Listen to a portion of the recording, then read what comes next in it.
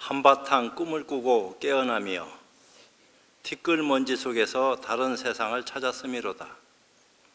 정신없이 휘둘리면서 살아오다가 귀한 부처님의 가르침을 만나 한 생각 돌이켜보니 허망한 모습에 속아 어리석게 살아왔음이로다.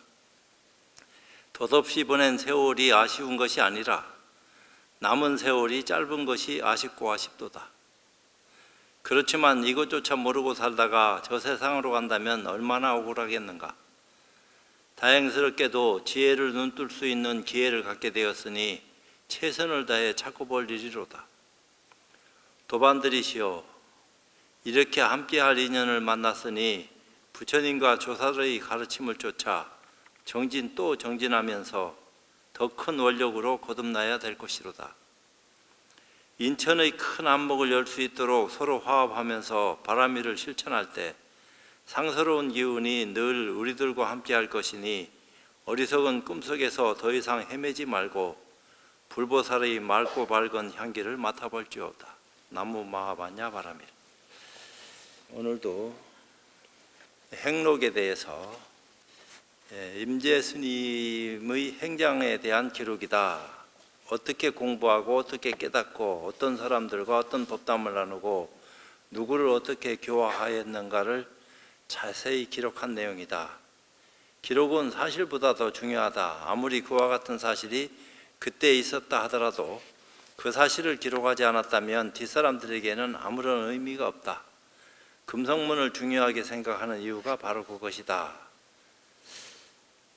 참고로 팔만 대장경 또한 그 기록이다. 이렇게 이제 행록에 대한 줄을 달았고요. 임재 스님이 처음 황벽 스님의 해하에 있을 때 공부하는 자세가 매우 순이라했다. 수자 소임을 보는 목주 스님이 찬탄하여 말하기를 비록 후배이긴 하나 다른 대중들과는 상당히 차이가 있다고 하였다. 그리고 묻기를 스님이 여기에 있은 지 얼마나 되었는가? 3년 됩니다. 공부에 대해서 물은 적이 있는가? 아직 묻지 못했습니다. 무엇을 물어야 할지 모르겠습니다. 방장스님을 찾아뵙고 무엇이 불법의 분명한 대입니까? 라고 왜 묻지 않는가? 그러니까 임재 스님이 율도 공부하고 경도 공부하고 나름대로 젊은 시절에 시간을 보내다가 황벽 스님 해상에 와가지고 조용하니 한 3년간 자기 나름대로 정진 잘하고 있었어요. 그때 이제 목주 도종이 황벽 스님이 법을 이은 분인데 우문 스님을 깨닫게 해준 목주 도종 스님이지. 임재 스님한테 가서 참 어떻게 된 일인지를 물었어요. 그러니까 와서 공부를 너무 잘하고 있기 때문에 뭘 물어야 되는지, 어떤 공부를 어떻게 해야 되는지 뭐 따로 물어야 될 필요가 어디 있겠습니까? 하는 식으로 얘기하니까 그래도 방장스님한테 가서 네가 한 공부를 한번 비춰봐야지 될 거 아니냐. 그럼 어떻게 물어야 됩니까? 여하시 불법 적적대인 있고 어떤 것이 불법이 가장 요긴한 뜻입니까? 하고 그거 물어라.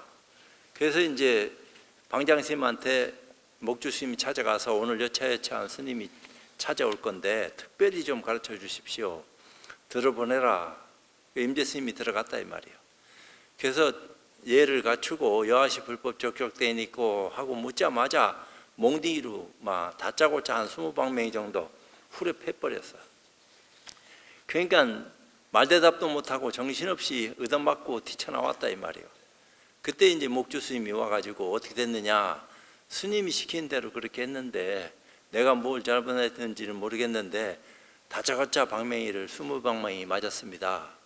그래 그럼 무슨 대답했냐? 그래서 정신이 하나도 없이 내가 뭐가 뭔지 모르겠습니다. 대답도 제대로 못했고 또 한 번 가서 물어라. 예, 묻기는 묻지만 어떻게 물어야 됩니까? 또 여하시 불법 적적대인 있고 요거 물어라. 그래서 전우를 3번을 물은 거야. 3번 묻고 난 뒤에 내가 이제 여기에 인연이 없으니까 딴 데로 떠나야 되겠다. 그러면 그것도 방장스님한테 뜻을 물어가지고 길 찾아가는 것이 좋겠다.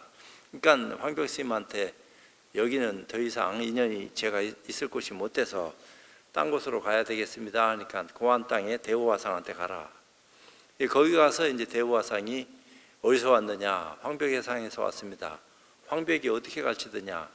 여차여차 이렇게 돼서 방맹이를 얻어 맞았는데 제가 허물이 어디 있는지를 모르겠습니다. 그러니까 대우화상이 껄껄 웃으면서 황벽 스님이 그렇게 친절하게 너한테 일러줬건을 뭐 어쩌고 어째 하면서 정신 나가는 오줌 싸개가 허망한 소리 한다고 뭐라고 하는데 임재 스님이 확 깨달았다 이 말이야.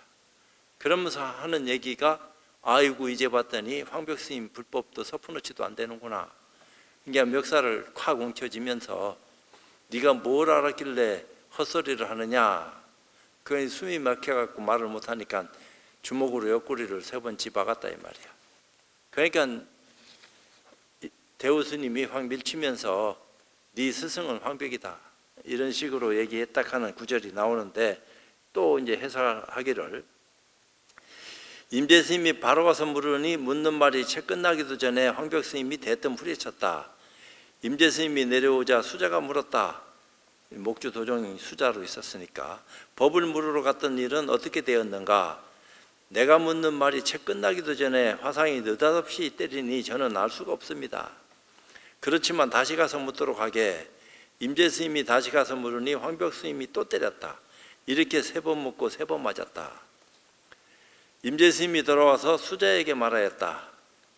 다행히 자비심을 입어서 제가 큰 스님께 가서 불법을 물었는데 3번 묻고 3번 맞았습니다. 장애로 인하여 깊은 뜻을 깨닫지 못하는 것을 스스로 한탄하고 지금 떠나려고 합니다. 그대가 만약 떠나려거든 큰 스님께 가서 인사나 꼭 하고 가게.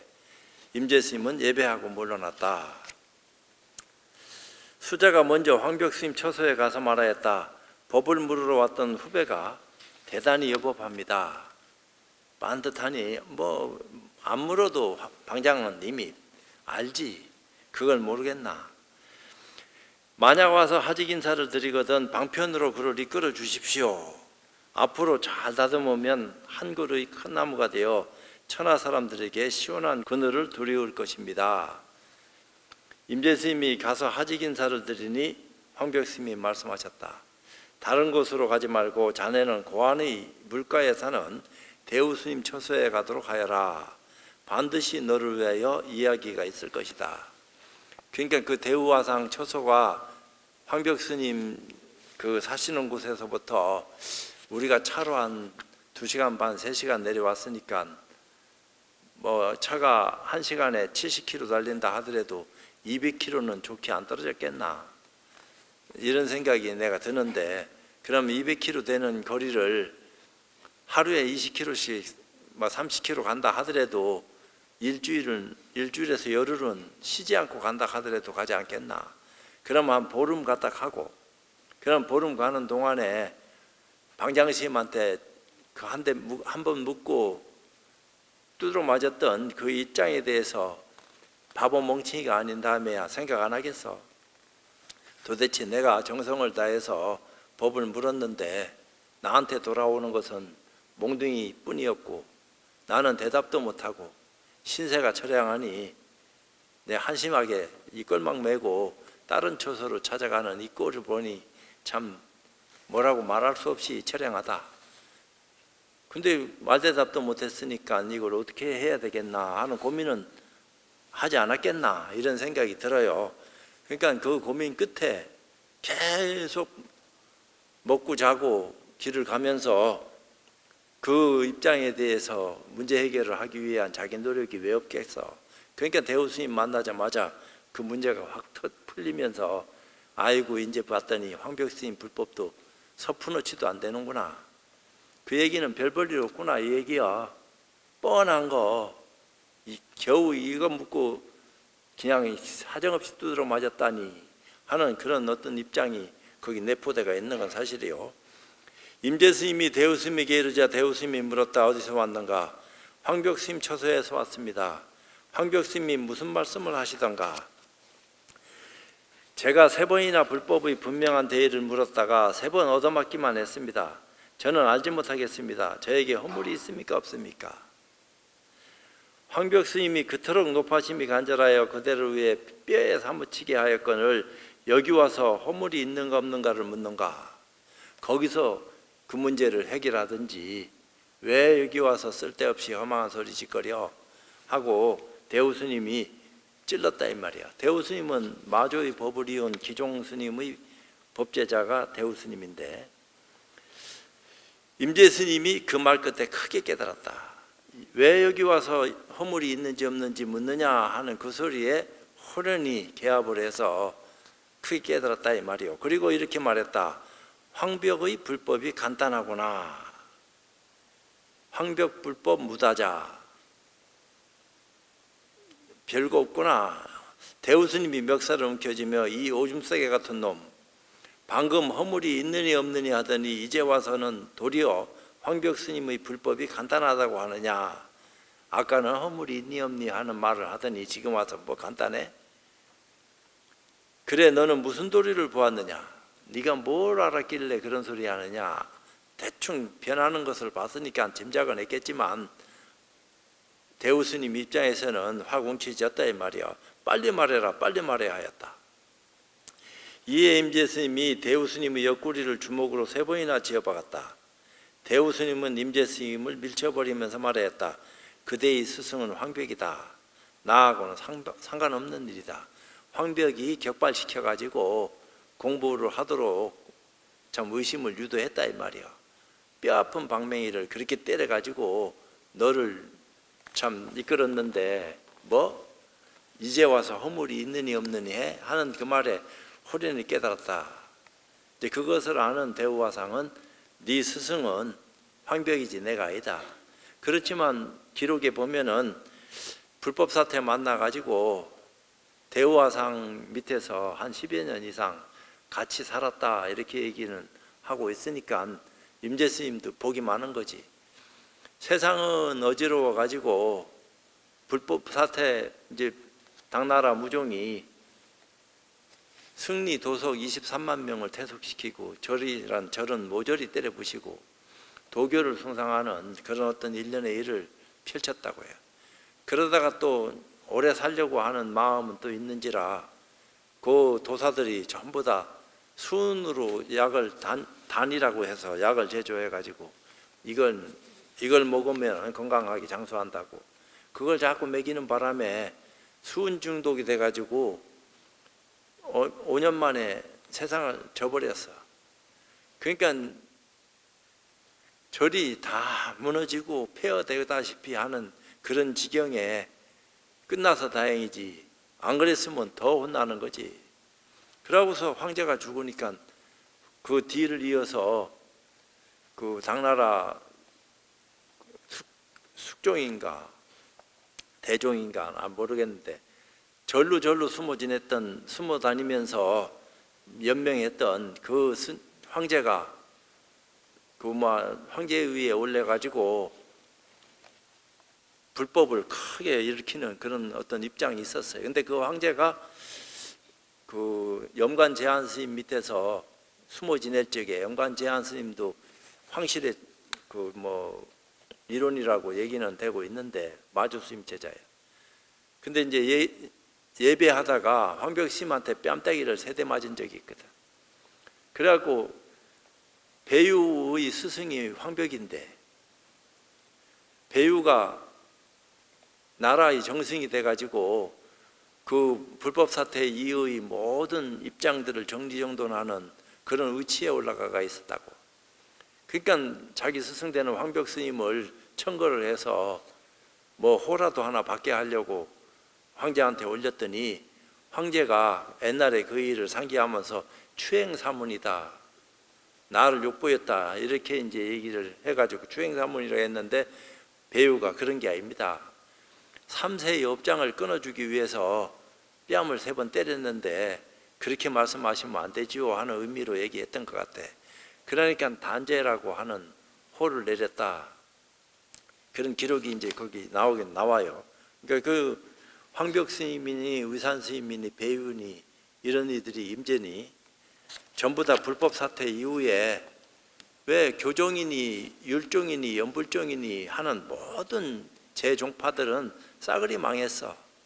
그러니까 선종만 유일하게 살아남을 수밖에 없었다 이 말이야. 왜? 선종은 밖에 나와서 활동을 안 했거든. 깊은 산중에 들어앉아서 농사 짓고 자기 정진만 하고, 그러다가 불법 사태를 참 어떻게 운이 좋게 피해갔다 하기도 뭐하고, 이 시절 인연 따라서 그 사태 때 그렇게 큰 피해를 많이 안 보고, 그러면서 배유락하는 큰 정성을 깨닫게 만드는, 또 그 황벽하고 인연 있는 황제가 또 황제 위에 올랐고, 그러다 보니까 선종 일색으로 전부 다 그 중국의 어떤 입장들이 변모되는 그런 사태가 벌어진 거예요. 역사적으로 봤을 적에. 만약에 불법 사태 안 일어나고 그것이 그대로 흘러내려왔으면은 지금의 선종이 이런 모양새를 썼을까, 이런 생각이 들 정도죠. 임재 스님이 대우 스님을 하직하고 다시 황벽 스님에 들어오자, 황벽 스님이 보고는 그 대우가 네 스승이 황벽이다 하니까 황벽 스님한테 다시 돌아왔다 이 말이야. 그 대우화상 절에서 하룻밤 잤는지 며칠을 더 자고 떠나왔는지는 알 수는 없지만, 또 이제는 황벽 대우화상 찾아갈 적에는 굉장히 무거운 발걸음이었는데, 이제 황벽 스님 찾아올 때는 아주 가볍기가 말할 수도 없이 가벼운 그런 모습으로 황벽 스님을 찾아갔다 이 말이에요. 그러니까 황벽이 이놈이 왔다 갔다 하기만 하니 언제 공부를 마칠 날이 있겠느냐, 오는 모습을 보고 대충 짐작은 했겠지. 표정이 달라졌는데, 그거 갔으면은 당분간은 못 올 줄 알았는데, 갔다 오는 것을 보니까 너무 쉽게 빨리 왔거든. 그렇지만 짐짓 임재 스님을 떠보기 위한 소리를 했다 이 말이요. 오직 스님의 간절하신 높아심 때문입니다. 그러니까 스님의 높아심이 간절해서 내가 이렇게 오늘 공부하고 여기 돌아왔습니다. 그 얘기는 대화상한테도 이 오줌싸기 같은 놈 뭐 어쩌고 어째, 황벽 스님이 높아심이 간절해서 너한테 그렇게 일러줬거니 줬는데 네가 뭐 어쩌고 어째, 빨리 일어라 빨리 일러 하는데 깨달았거든. 인사를 마치고 곁에 서 있으니 황벽 스님이 물었다. 어디를 갔다 왔느냐? 지난번에 스님의 자비하신 가르침을 듣고 대우 스님을 뵙고 왔습니다. 대우가 무슨 말을 하더냐? 무슨 말을 하더냐 하는 그 말 속에는 임재 스님이 뭘 봤는지 그 어떤 입장을 소상히 들어바쳐라 하는 어떤 뜻도 들어있어요. 근데 보면은 대충 짐작은 하겠지만, 그래도 기양하는 거 제대로 된 어떤 입장을, 음식을 헤매기도 어설프게 헤매기는 게 좋겠나, 정성스럽게 잘 먹여가지고 단단하게 하는 그런 어떤 입장이 좋겠나. 대충 적당한 사람 오면 허드레로 그저 이거 먹고나 채워라 이러는지 몰라도, 그렇지 않은 사람이 오면은 그렇게 대접했다가는 뒷날 어떻게 되겠어? 그런 거하고는 또 다른 입장이겠지만, 대우가 무슨 말을 하더냐? 임재 스님이 지난 이야기를 말씀드리니 황벽 스님이 말하였다. 어떻게 하면 대우 이놈을 기다렸다가 호되게 한 방 줄까? 그래? 대우? 어떻게 하면 이놈을 한 번 때려줄까? 임재 스님이 무엇 때문에 기다린다 하십니까? 지금 바로 한 방 잡수시지요 하며 바로 손바닥으로 후려쳤다. 그러니까 갔다 와서 말 몇 마디도 안 했는데 대우화상을 어떻게 하면 이놈을 혼내줄까 하는데, 혼내줄 건 뭐 있습니까? 지금 바로 한 방 잡수십시오 하고 손바닥으로 그냥 자기 스승 황벽 스님을 후려쳤다 이 말이야. 어디를 쳤는지 몸뚱을 쳤겠지. 황벽 스님이 이 미친놈이 다시 와서 호랭이 수염을 뽑는구나 하였다. 이 미친놈이 그냥 공부된 사람을 미친놈 취급하고 있어요. 어쩌면 기분은 좋은 거지. 그러자 임재 스님이 하를 하였다. 그때도 하라는 그런 어떤 인연들이 황벽 스님 해상에도 있는지, 아니면은 임재가 작정을 하고 하를 하는지. 하를 하니까, 그러니까 배포가 쫓겨갈 때 하고 다시 돌아왔을 때의 어떤 입장은 가난뱅이가 부자가 돼갖고 어떤 어려움도 다 극복할 수 있는 힘을 가지고 왔으니까 대단한 거지. 황벽 스님이 시자야 이 미친놈을 데리고 가서 선방에 집어넣어라 하였다. 그러니까 임재는 단단히 미친놈 취급받은 거야. 그렇지만 미친놈이라고 하든지 말든지 공부했는데 무슨 상관이 있어. 그건 당신 입장이고 내 입장에서는 눈을 떴냐 못 떴냐 하는 것이 보다 중요한 사실이지.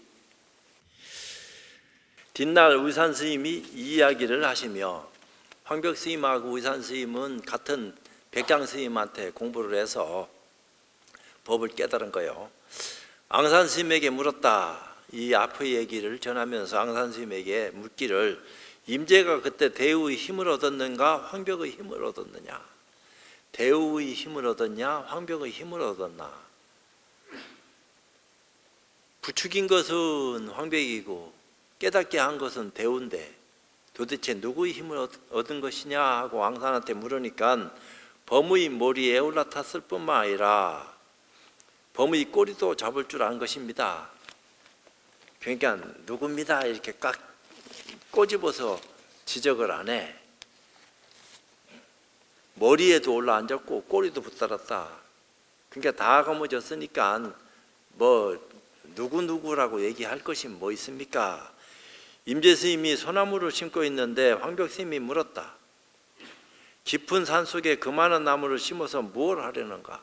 그 사시는 곳이 인적이 많이 드문 곳이고 산에 뭐 나무도 많이 있었을 건데 그래도 나무를 심고 있었다.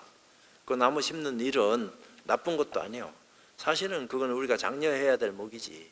산이 헐벗으면은 그게 좋을 까닭이 있나? 산이 수풀이 우거지고 뭔가 참 밥은 안 먹었어도 산만 봐도 기분이 좋은 그런 모습을 지니고 있으니까 넉넉한 거 아니야.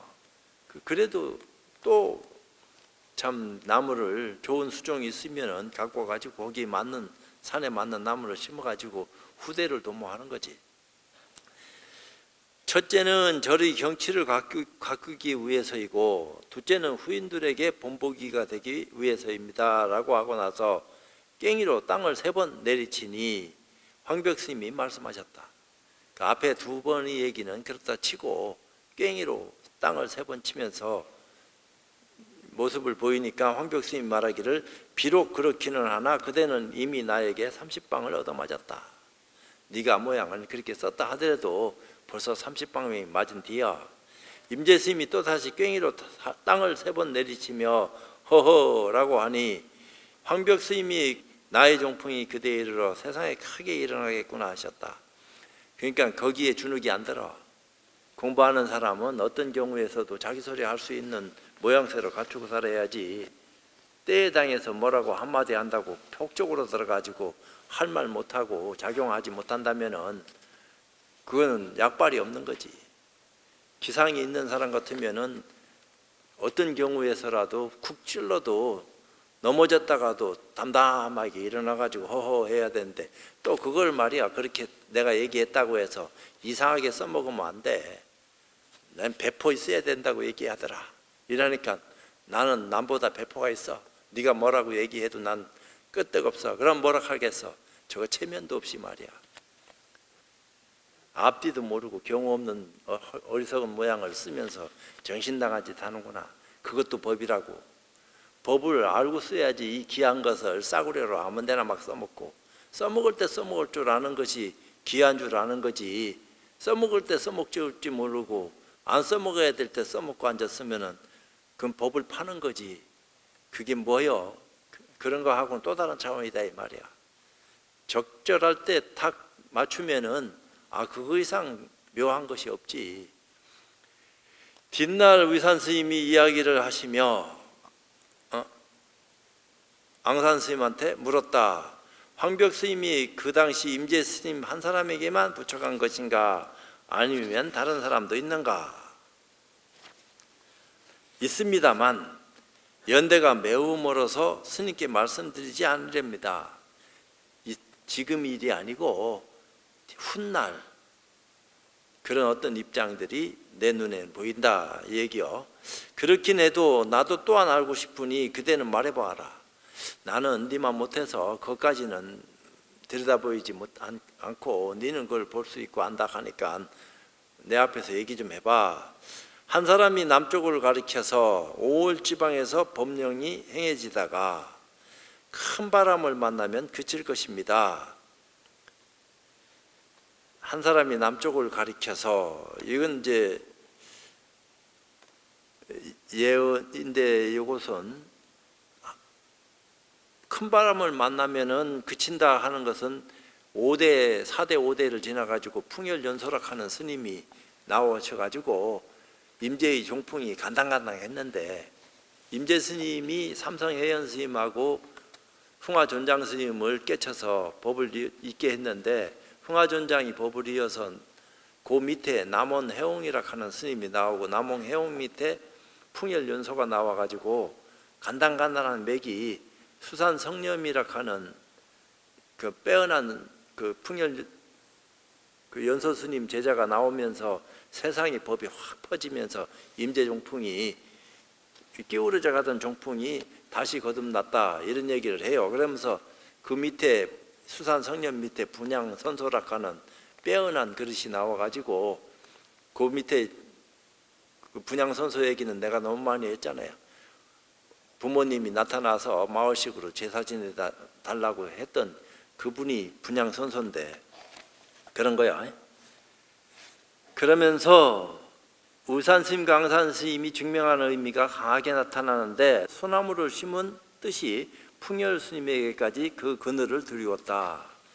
그러니까 정성을 그렇게 후대까지 모범을 보일 수 있는 모습으로 쏟았다, 이 말이요. 그냥 적당히 대충 하고 넘어갔으면은 쓰러졌을 낀데, 임재가 그래도 공부하고 난 뒤에 나름대로 후손을 걱정하는 마음이 크고 깊었는지 임재 스님은 50대 중반에 세상을 져버렸어요.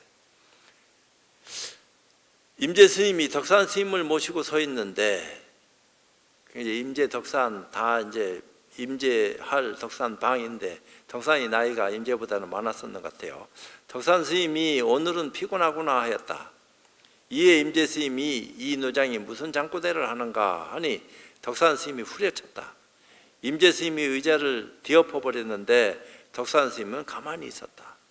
그러니까 장군 멍군 했다 이 말이에요. 어떤 면에서는 장군 하니까 멍군 하니까 또 장군 하니까 또 멍군 이래 됐는데, 도대체 이게 활발발한 어떤 가풍들이 이렇게 대기대용한 모습들이 눈앞에서 막 펼쳐지는 그런 일련의 일들이 흉내낸다고 되는 일이 아니다 이 말이야. 당사자는 마땅히 그렇게 해야 된다고 우리가 생각이 되지만, 옆에서 보는 사람이 그걸 보고 잘한다 못한다 점수 매길 수도 없고, 하면 하고 말면 말고 지 일인데 남 일을 가지고 알고 할 문제는 아니다 이 말이에요. 지 문제가 닥쳐왔을 적에 어떻게든지 그것을 해결할 수 있는 능력은 지가 지녀야지. 남 핑계 댈 건 뭐 있나. 임재 스님이 밭을 매는 울력을 하다가 황벽 스님이 오시는 것을 보고 꽹이에 기대고 서 있었다. 그냥 밭일을 계속 하면 되는데 오는 거 뻔히 보면서 꽹이를 또 앞에다 부축해 가지고, 나도 모양이 뻔해, 꽹이에다 힘을 또 주고 손으로 자기 몸을 기대고 있었어요. 황벽 스님이 이놈이 피곤한 모양이구나 하시니 짐짓 그렇게 얘기했는 건지, 꽹이도 아직 들지 않았는데 피곤하다니요 하였다. 꽹이도 안 들었는데 피곤하다니요 그런 말을 왜 하십니까? 황벽 스님이 임재를 후려치자 임재가 몽둥이를 잡아 던져버리고 넘어뜨렸다. 황벽 스님이 윤화를 불러 말씀하셨다. 황벽 스님이 임재를 후려치니까 임재가 몽둥이를 잡아서 던져버리고 황벽 스님을 넘어뜨렸어.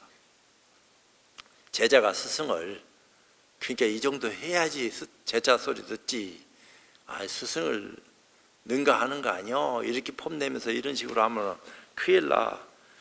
그러니까 나도 이렇게 해야지 요 생각하려는지 알 수 없지만 할 만하면 해야지. 윤화야, 나를 부추겨 일으켜다오. 윤화가 가까이 다가와 부추겨 일으켜드리면서 큰 스님 이 미친놈의 무례한 짓을 어찌 그냥 두십니까? 하였다. 황벽 스님이 일어나자마자 윤화를 후레 갈겼다. 이것도 안목이라고 하는 그런 어떤 입장이 그 속에 있다 이 말이야. 임재 스님이 꽹이로 땅을 찍으면서 말하였다. 제 방에서는 모두 화장을 하지만 나는 여기서 한순간에 생매장을 해버린다. 차도살인 하듯이 내가 손도 안 대는데 아유 우리 스님이 내 대신 코 풀어주네. 참 희한한 일이구나. 이런 어떤 모양을 뚝 쓰니까 황벽 스님인들 임재가 얼마나 좋게 보이겠어. 야, 참 내 늙은막해 저런 자식을 하나 뒀으니까 열 자식이 안 부럽다. 이런 생각을 하겠지. 뒷날 의산 스님이 앙산 스님에게 물었다. 황벽 스님이 윤화를 때린 의도가 무엇인가? 왜 윤화 때렸다고 생각하나? 진짜 도둑은 달아나 버렸는데 뒤쫓던 수락꾼이 얻어맞은 꼴입니다. 진짜 도둑 임재는 멀쩡하니 그런데 괜히 옆에서 부추겨서 일으키면서 왜 저 미친놈 무리한 짓을 그냥 내버려 두십니까? 하니까 황벽이 막 윤화를 후리쳐 삐거든. 그러니까 뒤쫓던 술락꾼이 얻어맞은 꼴입니다. 재미난가? 임재 스님이 하루는 큰 방에 앉아 있다가 황벽 스님이 오시는 것을 보고 눈을 감아버렸어. 싹 오니까 자기 스승이 오는데 앉아서 인사는 못할 망정 눈을 감아버렸어. 무시하는 행동을 하는 것 같은 모양을 보였단 말이요. 그자 황벽 스님이 두려워하는 신용을 하며 곧바로 방장실로 돌아가 버렸다. 그걸 꼭 아껴보질 않아. 야, 이놈이. 임재 스님이 뒤따라 방장실로 가서 무례하였음을 사과하였다. 스님 오는 걸 보고 눈 감아버렸으니까 근데 황벽이 두려워하는 표정을 짓고 방장실로 돌아갔는데 뒤따라서 임재 스님이 쫓아가서 내가 무례했습니다 하고 사과를 했어. 수자가 황벽 스님을 모시고 있었는데 그때 옆에서 수자가 있었는데 황벽 스님이 이 스님이 비록 후배이긴 하지만 이 일이 있는 줄을 안다 하였다. 수자가 노스님 자신의 발꿈치도 땅에 닿지도 않았는데 도리어 이 후배를 증명하십니까? 스님도 증명하기 힘든 판에 이 후배까지 증명해야 될 입장입니까? 하였다. 황벽 스님이 스스로 자기 입을 한 대 지어박으니 그래 내가 말 잘못했어 하는 식으로 자기 입을 지어박으면서 수자가 아셨으면 됐습니다 라고 하였다. 이 수자가 어지간한 사람이요 하니까 스님 자신도 증명하지 못하면서 이 수자를 증명합니까? 하니까 황벽 스님이 자기 입을 쳤다 이 말이야. 그러니까 아셨으면 됐습니다. 참 어지간한 거야 그게. 임재 스님이 방에서 졸고 있는데 황벽 스님이 내려와서 보고 치고 주장자로 선판을 한번 두드렸다. 임재 스님이 고개를 들어 황벽 스님인 것을 보고서도 다시 졸자 한번 씩 보고 또 졸았어. 황벽 스님이 다시 선판을 한 번 더 두드렸다. 그리고는 윗자리로 가서 수자가 자선하고 있는 것을 보고 말씀하셨다. 아랫자리 후배는 자선을 하는데 그대는 여기서 무슨 망상을 피고 있느냐? 그러자 수자가 이 노장이 무슨 수작이냐 하니 황벽 스님은 선판을 한번 두드리고 나가버렸다. 그러니까 꼼짝없이 앉아있는 것은 망상 피는 거고 꾸벅꾸벅 졸고 있는 것은 좌선자라고 있는 거고 그럼 그걸 누가 증명할 거야? 황벽이 증명해? 임재가 증명해? 그런 돌이 아니다. 네 스스로를 봐라. 본인이 본인을 확인 못하면은 망신살이 뻗쳐도 할 말이 없다. 늘 그런 거다. 뒷날 의산 스님이 앙산에게 물었다. 황벽 스님이 선방에 들어갔던 뜻이 무엇인가? 의산 앙산 때문에 임재종, 의향종 전부 다 까발려지고 오종가풍이 몽땅 그냥 사방천지의 모습을 드러냈는데 한계 주사의의 두 가지 그림입니다. 이게 무슨 말인지 몰라. 한계 주사의의 두 가지 그림입니다. 이 대목에서 이제 한번 내가 강서를 어떻게 하셨는지 한번 살펴봐야 되겠어. 무비 스님은 노름 한 판에 2번 이겼으니 황벽 스님이 한 가지 수작을 가지고 임재와 수자 두 사람을 점검했다는 뜻인가? 그렇다면 앙산 스님의 말씀은 황벽 스님의 장사를 일거양득으로 되돌려 놓았다. 선방을 나가는 황벽 스님의 허름한 뒷모습을 앙산 스님이 기막힌 조명으로 개선하고 돌아온 뛰어난 장군의 유형으로 바꿔 놓았다. 황벽 스님이 선방에 들어갔던 뜻이 뭐냐 하니까 한계주사유의 2가지 그림입니다. 이 일에 대해서 참 황벽의 어떤 입장이 어지간히 참 여유롭다 하는 어떤 모습을 드러냈다. 하루는 대중이 울력을 하는데 임재스님이 맨 뒤에 따라가고 있었다. 황벽 스님이 고개를 돌려보니 임재스님이 빈손으로 오므로 괭이는 어디 있느냐라고 물었다. 어떤 사람이 가져갔습니다. 이리 가까이 오너라. 그대와 이 일을 의논해 보자.